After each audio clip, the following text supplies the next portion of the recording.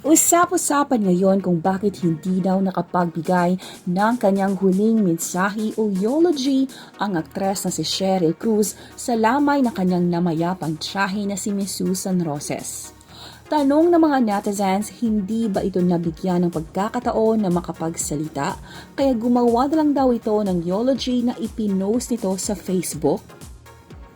Marami din ang nakapansin na sa kanyang eulogy na isa-isang binanggit ng aktres ang pangalan ng kanilang mga kamag-anak at ng mga pinsan niya. Pero hindi din ito binanggit si Senator Grace Poe. Mariing caption pa nito sa kanyang eulogy, Sheryl Sonora Cruz, Eulogy for Mama Inday.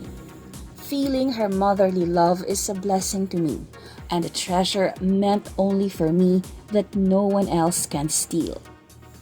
Bahagi ng kanyang mensahe, people have been asking why I am not able to speak as a blood relative of my Mama Inday in her ongoing wake. Knowing the bond we share as she is the elder sister to my biological mother, Rosemary Sonora.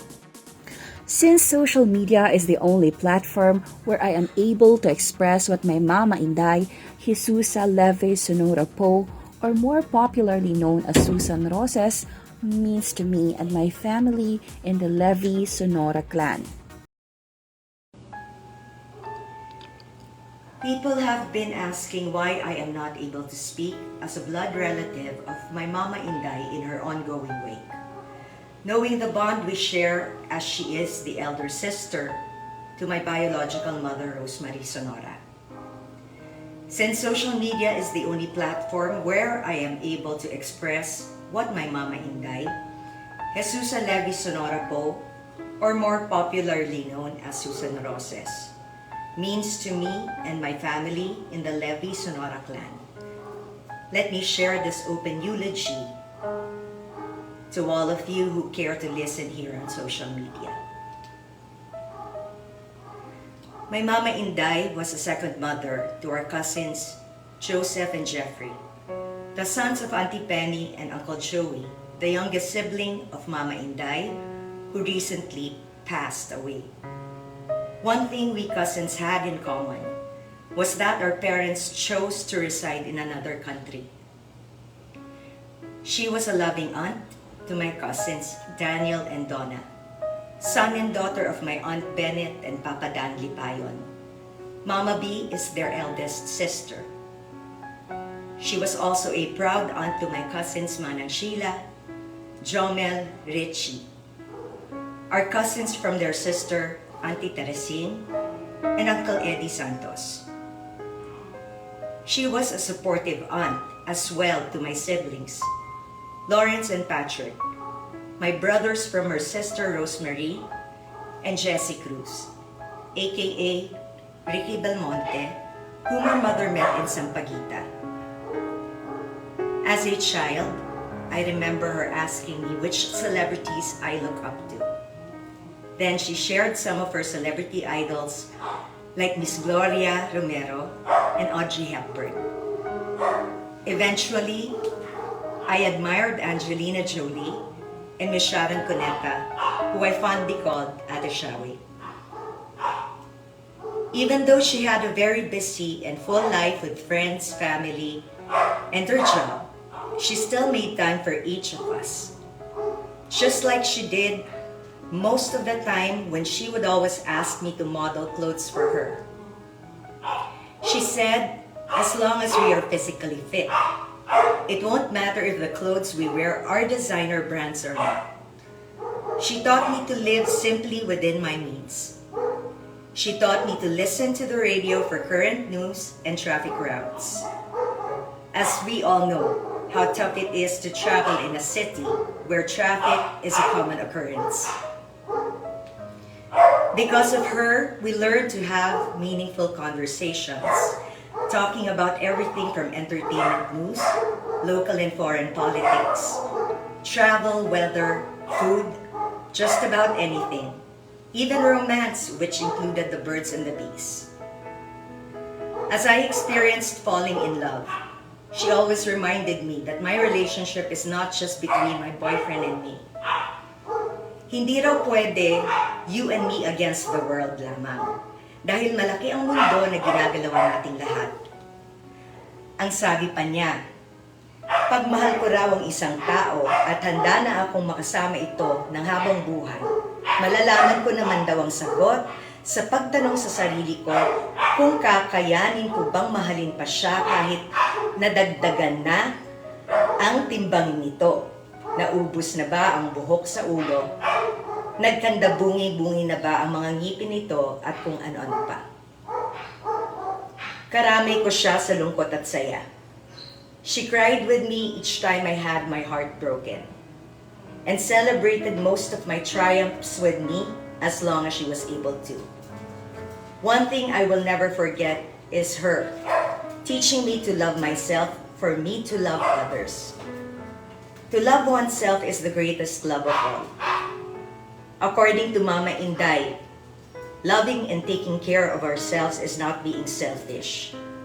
It is important because if we respect ourselves, it shows our loved ones that we value and love them. It tells them not to worry about us, even if we are separated by distance. It didn't matter how long we spent the time together, maybe a minute or an hour. To me, it was always special because I knew she'd taken the time to think of me and be with me. As I got older, she managed to impart her values and standards to me. Education is something she valued and something she expected us to complete. Professionalism at work is something she instilled in us as it reflects our love for our work, bosses, and co-workers, especially since we belong in the same industry. She was there for me through all the difficult moments in my life. It was comforting to hear from her that she loved us, just like the love she had for her own child, na maski di kami galing sa katawan niya, mga anak niya kami. At nagpapasalamat siya sa Diyos na kami ay dumating sa buhay niya. Minsan nagkakatampuhan kami. Sabi niya sa akin, ba't di ka sumasagot sa akin tulad ng manang mo? Pwede naman daw ako mga tuwiran sa kanya. Ito ang naaalala kong sinabi ko sa kanya.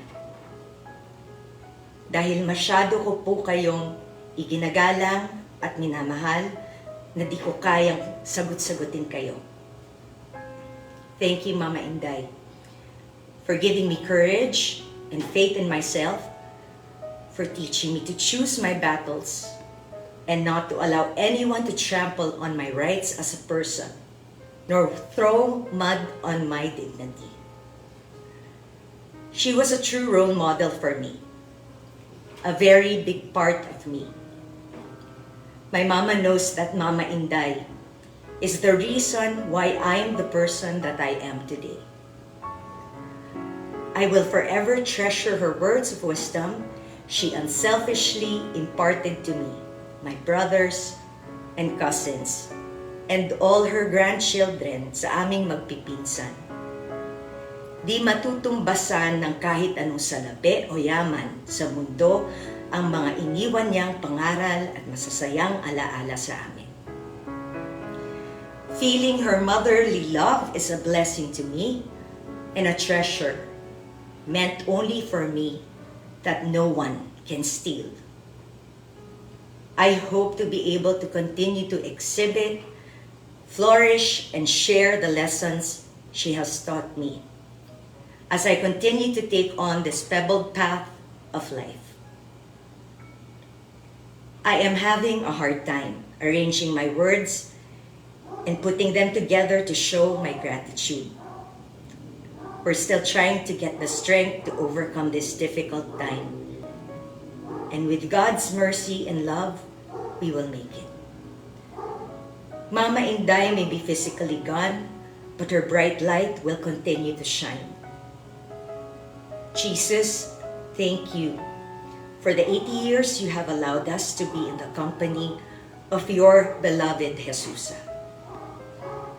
sa lahat ng kasamahan at kaibigan ng Mama Inday sa entertainment industry, lalo na sa mga tagahanga niya at naglingkod sa aming pamilya, gaya ng mga yaya, kasambahay, cooks, security, hardinero, karpintero at drivers. Taus-puso ako nagpapasalamat sa pagmamahal at malasakit na inyong ipinadama sa anak kong si Ashley at sa lahat ng aming pamilya, ang mga Levy at Sonora. Taus-puso po akong nagpapasalamat sa lahat ng inyong pakikiramay sa oras na kami ay nagluluksa sa pagpanaw ng minamahal naming Mama Inday.